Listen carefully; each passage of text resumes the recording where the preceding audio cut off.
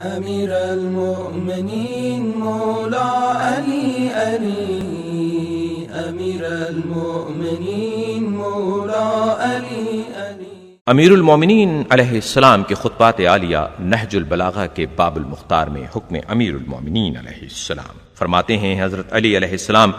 عورتوں کی بہترین خصلتیں وہ ہیں جو مردوں کی بدترین صفتیں ہیں، غرور، بزدلی اور کنجوسی، اس لیے کہ عورت جب مغرور ہوگی تو وہ کسی کو اپنے نفس پر قابو نہ دے گی، اور کنجوس ہوگی تو اپنے اور شوہر کے مال کی حفاظت کرے گی، اور بزدل ہوگی تو وہ ہر اس چیز سے ڈرے گی جو اسے پیش آئے گی۔ امیر المؤمنین مولا علی علی،